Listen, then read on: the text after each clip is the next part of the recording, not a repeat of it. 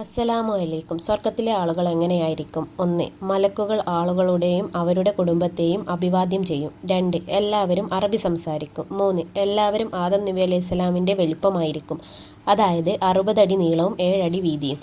4. എല്ലാവരുടെയും ശബ്ദം ദാവൂദ് നബി അലൈഹിസ്സലാമിനെ പോലെ ഭംഗിയുള്ള ശബ്ദമായിരിക്കും. 5. യൂസുഫ് നബി അലൈഹിസ്സലാമിനെ പോലെ അതീവ സൗന്ദര്യമുള്ളവരായിരിക്കും ഏതൊരാണും പെണ്ണും.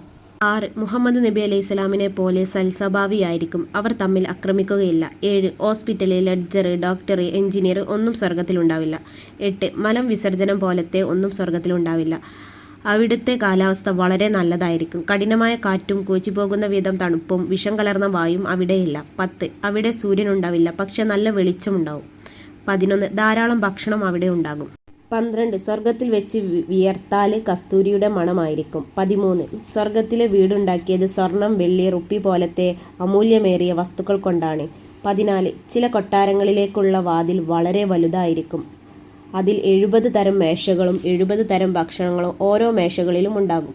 15. സ്വർഗത്തിലെ ഒരു പഴം കടിക്കുമ്പോൾ ഓരോ കടിയിലും വ്യത്യസ്ത രുചിയായിരിക്കും. 16. അവിടുത്തെ കച്ചവടക്കാരുടെ മുഖം വളരെ ഭംഗിയുള്ളതായിരിക്കും, ആളുകൾ തൻ്റെ ഭാര്യയിലേക്ക് മടങ്ങുമ്പോൾ മുമ്പ് കണ്ടതിലും സുന്ദരിയായി മാറും അവൾ. 18. സ്വർഗത്തിലെ സ്ത്രീകൾ 70 നേർത്ത തുണി ധരിക്കുകയും തൻ്റെ ഭർത്താവിനോടുള്ള സ്നേഹം അവരുടെ കണ്ണുകളിൽ നിറഞ്ഞു കാണുകയും ചെയ്യും.